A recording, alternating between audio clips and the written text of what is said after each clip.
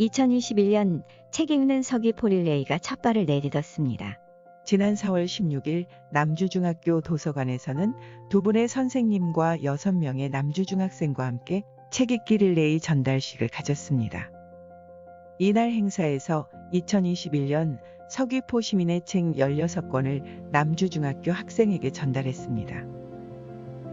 책 읽는 서귀포 릴레이 사업은 코로나 확산으로 인해 지난해 잠시 중단했으나 올해부터는 정부 방역 지침에 따라 관내 초중고교와 독서 동아리를 대상으로 진행할 계획입니다.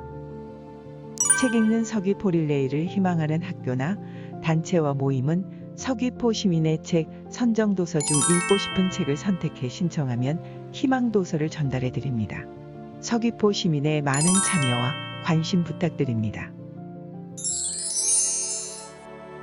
그날 고양이가 내게로 왔다는 괜히 부리말 아이들의 작가 김중미의 신작 장편 소설이다.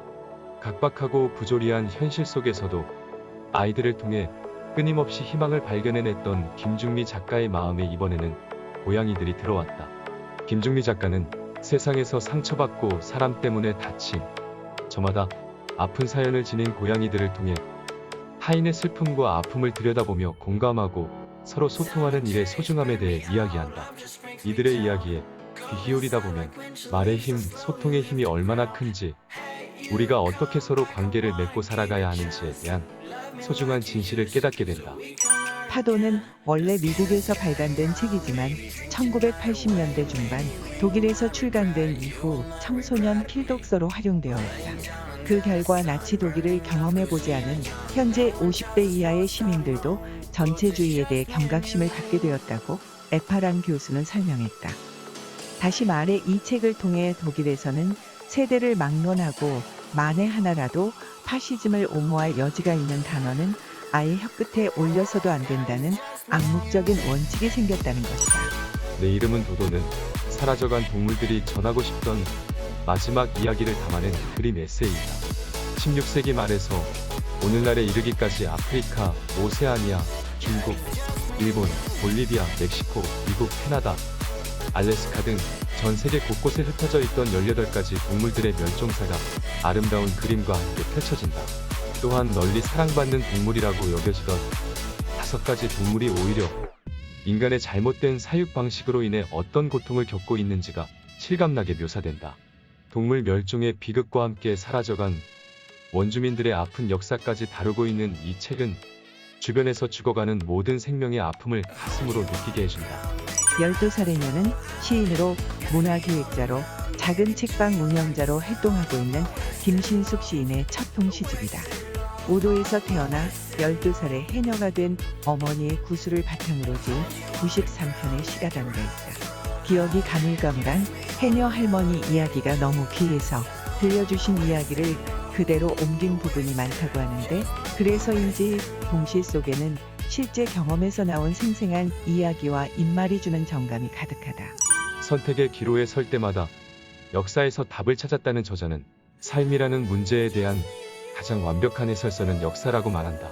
역사의 쓸모는 수백 년 전 이야기로 오늘의 고민을 해결하는 방법을 알려주는 세상에서 가장 실용적인 역사 사용 설명서다.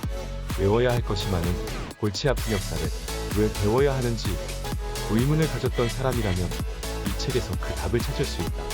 역사로부터 무엇을 배워야 하는지 친절하게 알려주는 역사의 쓸모를 통해 역사를 삶의 안내서로 삼는다면 억압으로부터 자유롭고 역사 앞에서 떳떳한 삶에 한 걸음 더 가까워질 것이다.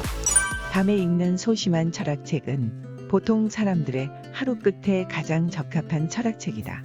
니체가 말하는 이미 도래한 미래부터 라이프니츠의 인생 방정식, 하이데거의 존재와 시간, 데카르트가 의심한 생각의 실체, 들레즈의 노마드 철학, 베르그송의 원뿔 시간 모델까지 책 속 그들의 철학은 우리 마음속 의문들에 대한 길을 탐색한다.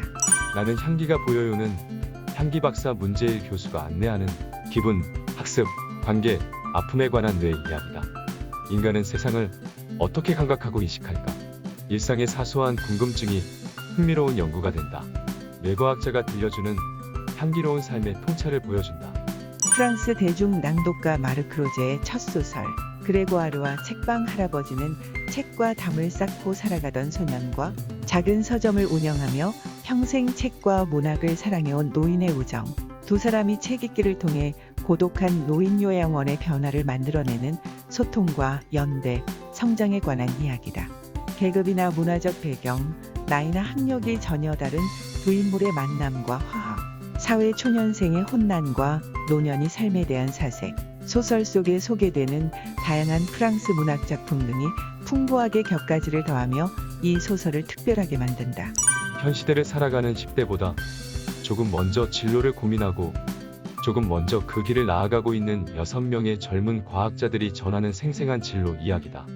이 책을 읽는 10대들에게 더 구체적이고 더 도움이 되는 진로 메시지를 전하기 위해 수많은 논의와 고민을 거쳐 미래 직업에 대한 6가지 키워드, 탐험, 콘텐츠, 놀이, 융합, 스토리, 의미를 선정하여 각각의 키워드에 따른 저자들의 경험과 생각, 저자들이 겪은 진로에 대한 고민과 꿈을 찾아 나아가는 과정을 담았다. 그리고 중요한 선택의 순간에서 기준이 되었던 가치들을 10대들과 함께 공유하고자 노력하였다. 젊은 과학자들의 이야기가 미래를 고민하는 우리 청소년들에게 멘토링 같은 역할을 해줄 수 있기를 기대한다. 2016년 상비블로그 연재 당시 10명의 주인공으로 화제를 모았던 정세랑 장편 소설 피프티 피플이 단행본으로 묶였다. 수도권의 한 대학병원을 중심으로 느슨하게 또는 단단하게 연결된 병원 안팎 사람들의 이야기가 흥미진진하면서도 감동적으로 펼쳐진다. 50개의 장으로 구성된 소설 속에서 한 사람 한 사람이 처한 공경과 갑작스럽게 겪게 되는 사고들, 그들이 안고 있는 고민은 현재 사회가 맞닥뜨리고 있는 현안과 멀지 않다. 정세랑은 특유의 섬세함과 다정함으로 10명의 주인공을 찾아 그들의 손을 하나하나 맞잡아주고 있다. 그 손길을 통해 지금 당신이 겪고 있는 아픔과 고통은 혼자만의 것이 아니라고, 우리 사회가 같이 이겨내야 한다고, 그래야 후회 없이 다음 세대로 나아갈 수 있다는 믿음을 전하는 작가가 미쁘고 든든하다.